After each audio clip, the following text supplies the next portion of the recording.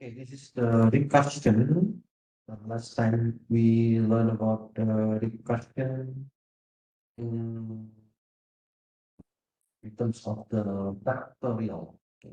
The factorial means we want to get the multiplication. So 5 factorial. So it means it is 5 multiplied by 4, multiplied by 3, multiplied by 2, multiplied by 1. Then in this case, we have the function factorial n. N means the number for the input. And then we have the base case. If n equals to 0, then return 1. If not, then we will return n multiplied by factorial n minus 1. So this is the factorial. I think. Okay. So we have the base case here. The base case means we will stop if the n equals to 1. So when n equals to 0, when n equals to 0, here we have n minus 1. So when we call n minus 1, let's say we put n at the first time equals to 3. Then after we call this one, when n equals to 3, so we'll check n equals to 0. No. So we will do this one. It means we will do n, which is 3 multiplied by factorial 3 minus 1, which is 2. So we will call again the factorial function, which is factorial 2. So factorial 2, we will do again checking. N equals to 0, 2 is not 0. Then we will do this one. N, which is 2 multiplied by the factorial 2 minus 1. 2 minus 1 is 1. And we will do again the factorial. Factorial 1. 1 equals to 0? No. And we will check the next statement, n multiplied by factorial 1 minus 1. Then it is 0. So we will go again to this factorial and let the factorial 0. Okay, n equals to 0. Yes, because now it becomes 0. Then we have 1 multiplied by 1. And then we return back this result to the upper side, which is 2 multiplied by 1. So the result is 2. And then we go back to the upper side, which is 3 multiplied by 2. Then the result is 6.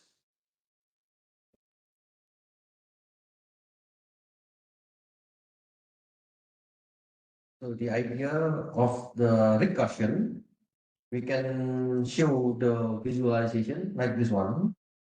We can do the trace. Okay. So last time I mentioned it. If we call 4, that means we have 4 multiplied by the factorial 3. And so on. So we have 3 multiplied by factorial 2. And 2 multiplied by factorial 1. And 1 multiplied by factorial 0. So once it is 0, then we will return back, return back, return back. And we will get the result as the formula that we have. So we call a box. Yeah, this box is the recursive call, and we have the arrow from each color to colleague.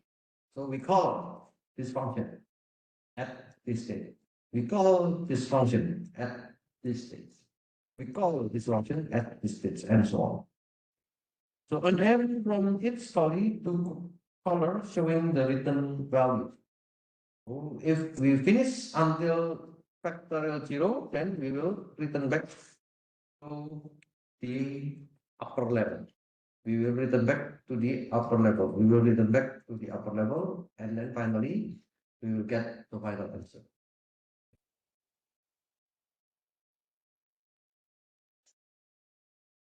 Okay, there will be another function about recursion. So in many cases, people try to use the subs function. Some of them they also use recursion. So let's see the basic or the simple search function. Suppose we want to search a number 22. So this is another. We want to search 22. So how we do the search? Usually we just think it's very simple. Let's check one by one. Let's check the index 0. Okay, the index 0. Let's say this the array A. The array A at index 0. Is it 22? Yes or no? No. And we go to the next index. A index 1. Is it 22? No. Then we go to the next and so on until we find that it is 20. So we do the search consecutively. We call it this is the next index consecutively. So we go one by one from index 0, index 1, index 2, index 3, and so on.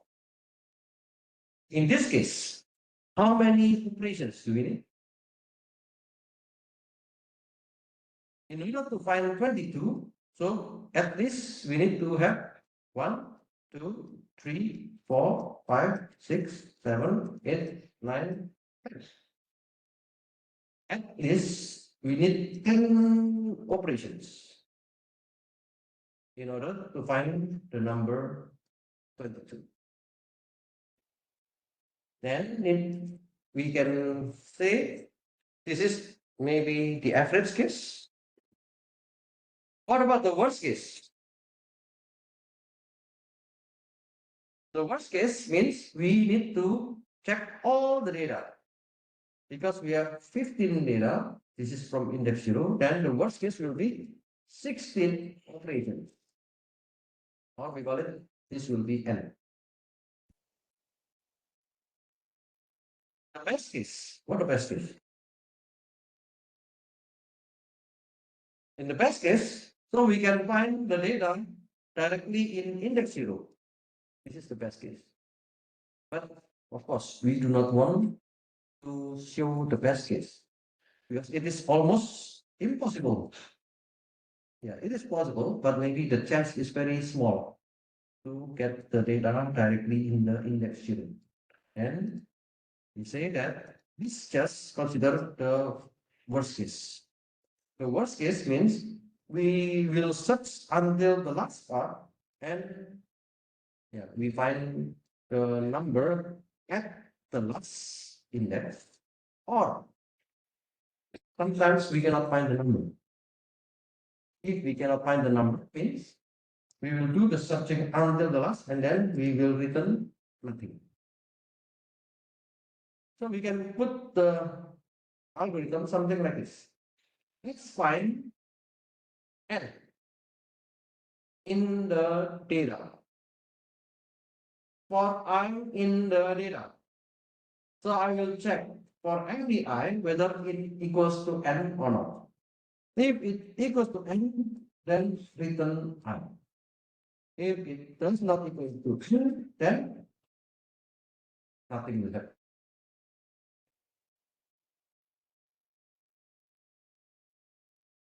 So this is, we call it as the simple search function. We search one by one. Now, there's another kind of function, we call it the recursive function. And in the search algorithm, we call it, this is binary search. So we want to search for an integer, which is the target, in an order list. We can make with loop, something like this. We can make with recursion, something like this. Let's look one by one. Maybe before we do this one, let's look at the example. So the binary search, we have three cases. The first case is when the target equals to the data in the mid.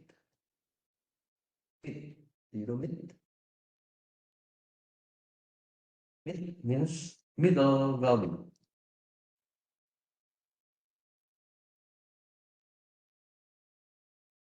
So we know the median. What is the median? Median is the mid value. So if we have 5 data,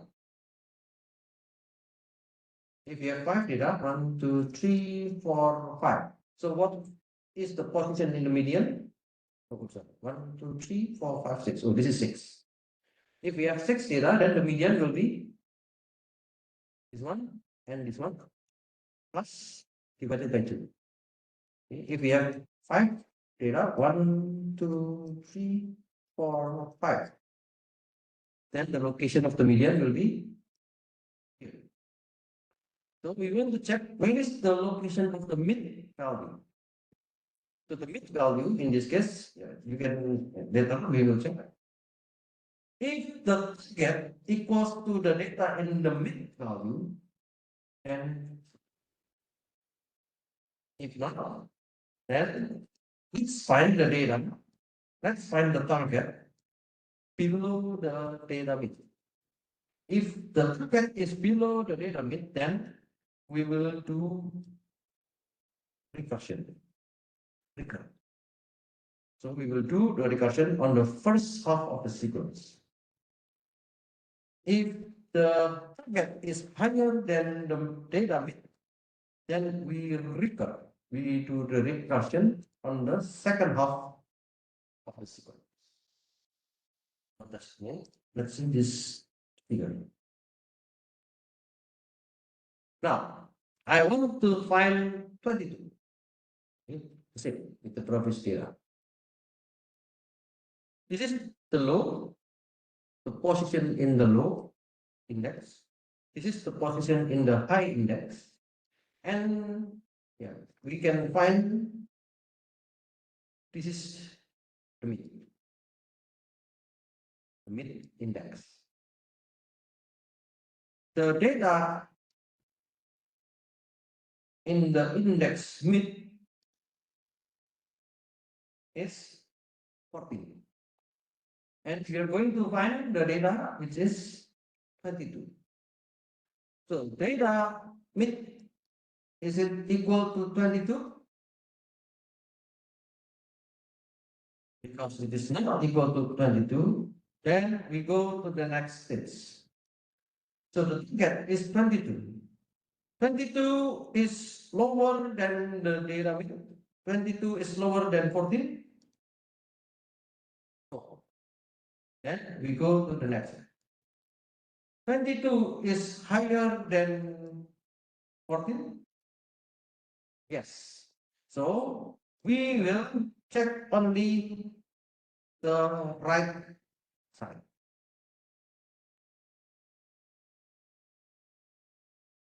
So we do not need this side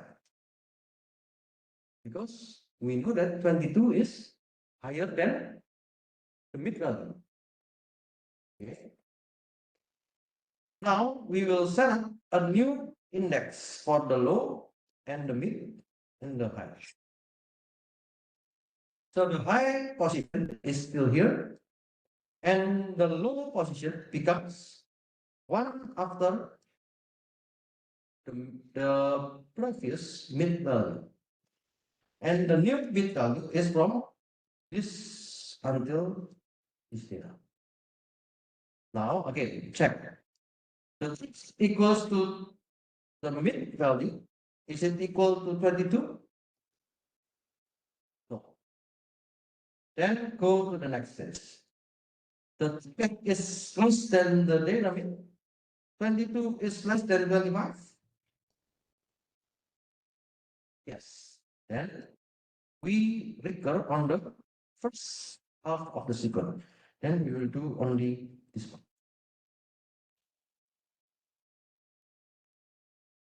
And we have a new set of data here. Now we have the new index for low, the new index for high, and the new index for mid. Again, the target equals to the data in the position data mid. 22 equals to 19. No. Then we go to the next. The target is less than the data mid. 22 is less than 19. No. Then we go to the next. The 22 is higher than 19. Yes. So we just select the second half of the sequence. So it means we just after the mid value. At the end, now the low and the mid and the high is the same location. If you see this one, how many operations do we have? We only have 1, 2, 3, 4 operations to find the number 22. What is the previous operation? Using the simple search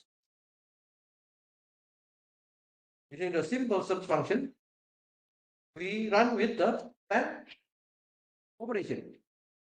With binary search, we have only 4 operations. So which one is better? What's the binary search? In this case,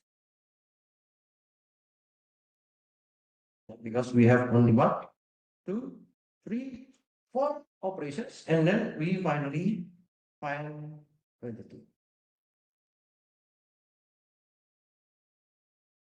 Then using the binary search, we can find the 22 only 4 operations. It means, if you still remember the log function, log is to 16. 16 is the n. N is the number of the data. Okay. We have 1, 2, 3, 4, 5, 6, 7, 8, 9, 10, 11, 12, 13, 14, 15, 16. So log is to 16. It equals to 4.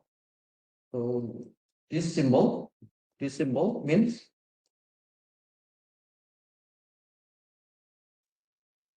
approximately 2. Okay. So the numbers can be 4 something, 4.2, 4.5, or maybe 5.1. But the idea is when we have this function, it means we will not do the operation until n time. We will do the operations less than n. Okay. So the operation of log to n, it is less than the operation with n. O n. It is O log base 2 n. Okay, then in mix, then this operation is better than an operation. So this algorithm runs better than the simple search function. So how can we do this one with the code? Okay, let's see the code. In the code, we need to define two parameters. The first is the list, and what is the item? This is the 22. The item means the target. What is the data that you want to find in the list? So you need to determine the low, you need to determine the high. The high at the first time means the length of the data minus by 1, and the low from the first time it is the index 0. And then we'll do look. The loop function means I will do this statement when the condition is true. What is true? So when the low is less than or equal to high, we will do like this one. It will be low plus high divided by 2. Slash 2. This is integer division. 5 divided by 2 equals to 2.5 slash 2 equals to.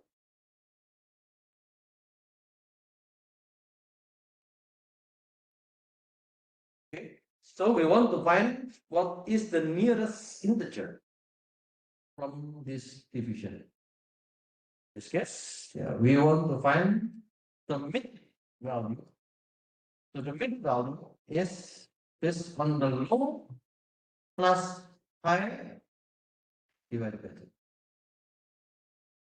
And we will check the guess number. The guess number means the list in the position of mid, and then check if the guess number equals to the item. If the mid value equals to the item, then return the mid. If it is not, if the guess is higher than the item, then we will go to the second one. Otherwise, we go to the first one. So we will do this repetition until we find value. If we cannot find the value, then we will return false. So this loop function, we can represent it with recursion like this one. So the recursion means the binary search. We have the data, we have the target, we have the low, and we have the high at the first time. So the first will be, if low is higher than high, false. Because we know that if the data in the index low, the low should be less than high. The low should be less than high. If the low is higher than high, then it will be false. Then we will do this mid calculation. Mid equals to low plus high, again divided by 2. And then we will check the target. If the target equals to the data in the mid position, it's true. If it's not, then check whether the target is less than the data in the middle. If the target is less than the data in the middle, then let's call the binary search again. The binary search means the data, the target, the same, the low is the same, but the mid is now, oh sorry, the high now becomes the mid minus 1. And then if the target is higher than the data, we will do this one. Data is the same, target is the same, low will be the mid plus 1, and the high will be still the same. So we can do with recursion like this one, or we can do with loop function like this. So which one is better?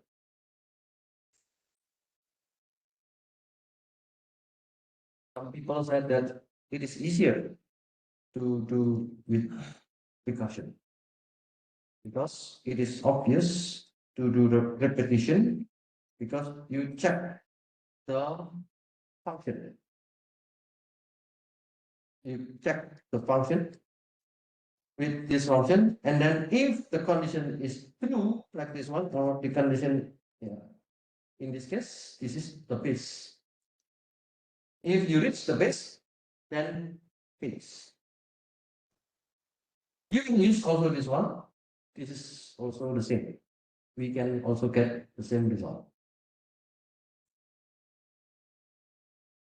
So you can see the same algorithm, but you have two different code.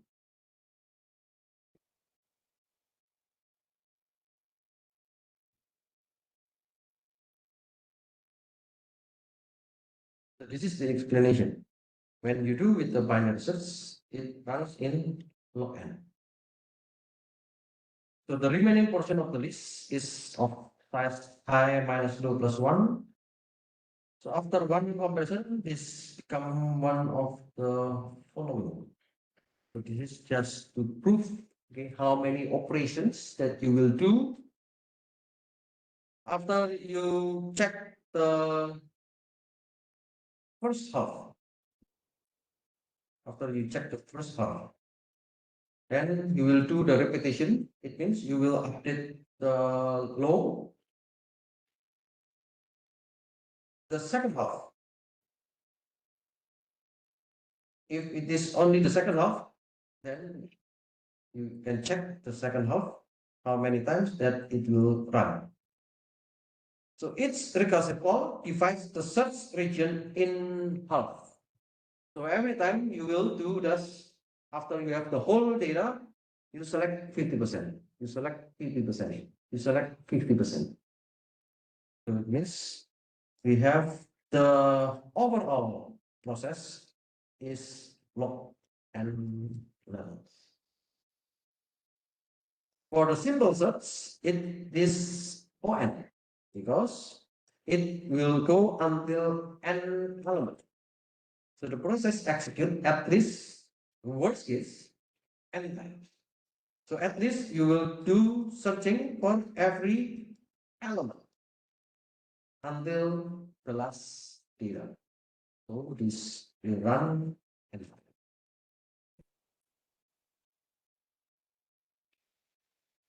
So there are many kind of examples. So at first we will look at the linear recursion.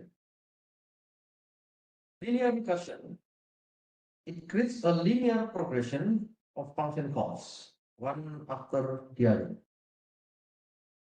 So it means that we will check the base case. So we will test for the base cases. There will be a simple stop. Simple stop means if you run with the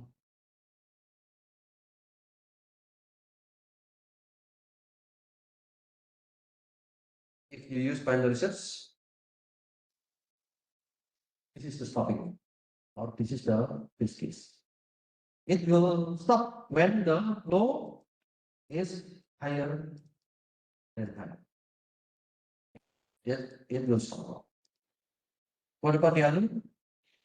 In the factorial, the symbol stop is when n equals to 0. Okay, so this is the symbol stop.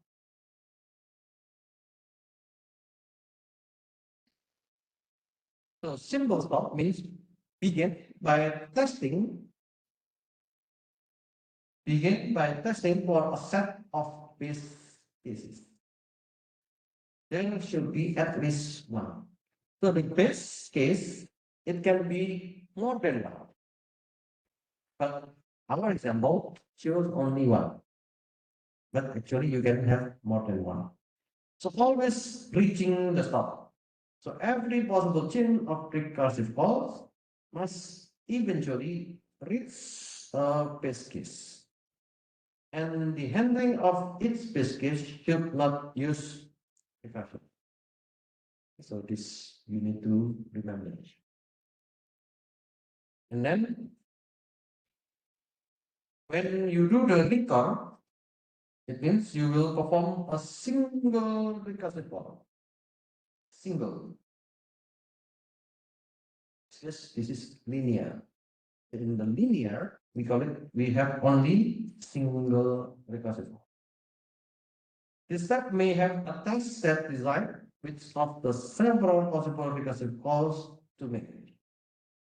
But it should ultimately make just one of these calls. Okay. The idea is single for the linear recursion. Single. This is the important keyword.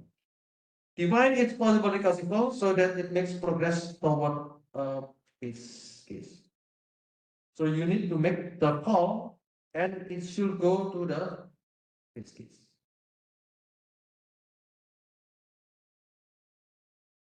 Let's see this example. This is an algorithm. This is the, do you remember? Pseudocode. So this is the pseudocode. Linear sum. A, comma, n. So A is array, and then n is integer. So integer means any numbers, like say 1, 2, 3, 4, 5, 6. Okay, so any numbers without comma. And we want to reach n equals to 1. So the base case is 1. Such that A has at least n elements, or at least n elements, and should be higher than 1, should be higher than 1 element. So the output will be the sum of the first n integers in A. Then it means I want to see if I have the n equals to 1, it will stop. If it is not 1, then do the linear sum. The linear sum means I will do the summation plus the a n minus 1. The idea is the same, like the factorial. Let's say I have this data. So in this data, it is not the numbers like factorial. Let's say if we have 5 factorials, you have 5 multiplied by 4, multiplied by 3, multiplied by 2, multiplied by 1. In this case, I want to check the data on that particular index. So I want to check the data on the index 5 plus the index 4 plus the data on index 3 the data in index 2, and so on, until we have the data in index. And when n equals to 1, then it is the data in index 0. So we will do the summation for each of the data. And we can use this to do. This is, we call it linear recursion. Why?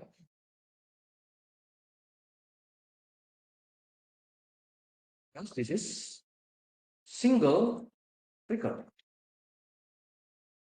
Only single recur is one. And we have one base case.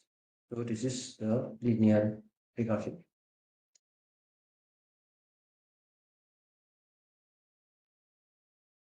Another example, reverse array. Reversing an array, we have A, which is an array, and non-negative integer. You know, non-negative.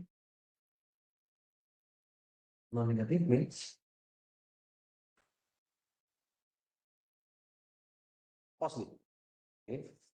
So usually we call non-negative integer, it equals to 0. So why do we need to call non-negative?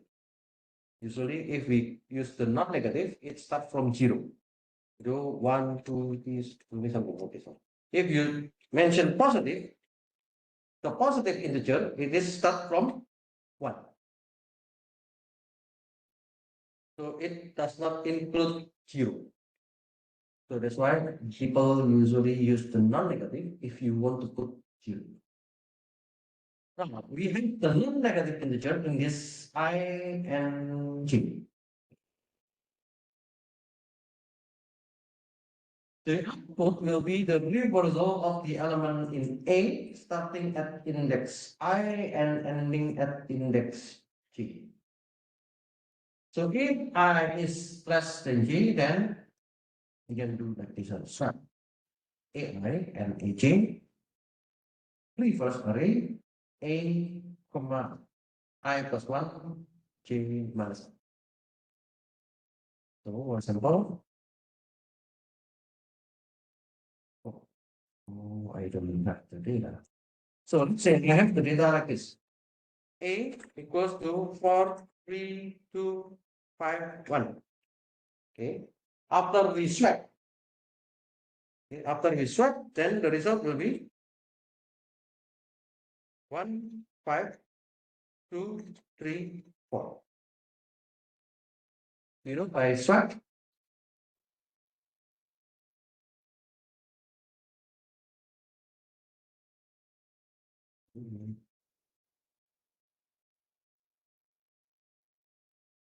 swap.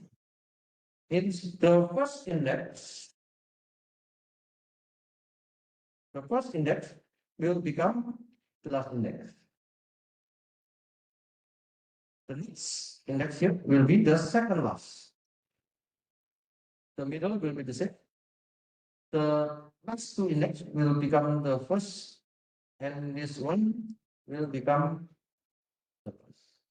So we call this swap. We want to change the location. So if I is less than j, so you will usually start I equals to 0 and j, usually we call this is the end of the index. So if it is 0, 1, 2, 3, 4, then it is 4. Okay. So we want to swap AI and AJ. We want to swap the A0 and we want to swap with A index 4. After we swap, then the position now becomes 4 in the list and 1 at the beginning. And you will do another reverse. So reverse means the A, but now I will be added by 1. I will be added by 1. I will become 1 and J will become 3 because j minus 1. So we will swap the A index 1 with the A index 3. And then after that, check again. I is still less than j, 1 is still less than 3. Yes, so yeah, we'll do the swap. And then ai plus 1, now it becomes 2. And then j minus 1, it becomes 2. So 2 is less than 0. No, because it is no, we stop. So we just get this result. So this, we can use the recursion. So this recursion, in creating the recursive methods, it is important to define the methods in ways that facilitate recursion. This sometimes requires we define additional parameters that are passed to the method. So in this case, we need to define the array reversal method as reverse A and then mention the starting and mention the stopping, not reverse A. So if you need more parameters, yeah, you can define the parameters. Let's say this one, reverse S, start and stop. So if the start is less than stop minus 1, yeah, if it is true, let's do this one. So this is the swapping. So this is the swapping. It means the position S index start will equal to the S index stop minus 1, and the position S, the stop minus 1 of the array S, it will be equal to the position start of the array S. In this case, this will be here and this will be here. And then you will do again reverse. Start plus 1, stop minus 1. So we will do the recursion.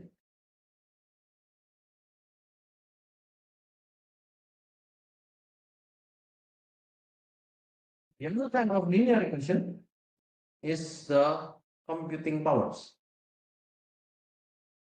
Computing powers means this is x power of n. So if the n equals to 0, then that's have the x power of 1. If it is not, then we will do the recursion. So this leads to a power function that runs on for we make n recursive.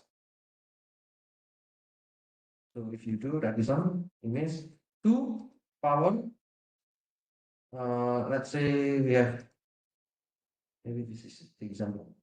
Okay. So we can do the computing score. We have the x and we have the n.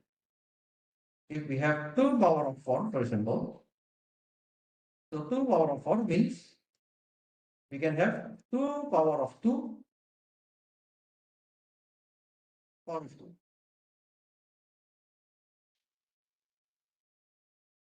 If we have 2 power of 5, actually this is 2 power of 1 plus 4.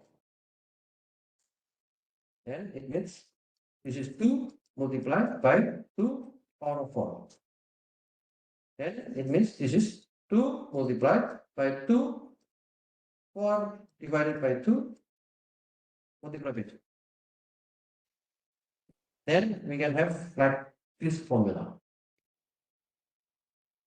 If this x is 0, then it is 1.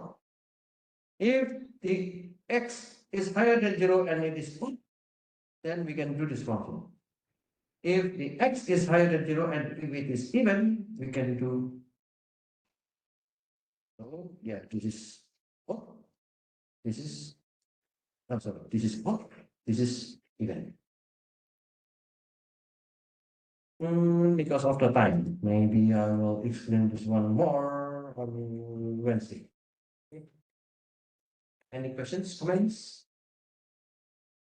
Okay, let's meet again on Wednesday. Thank you. See you.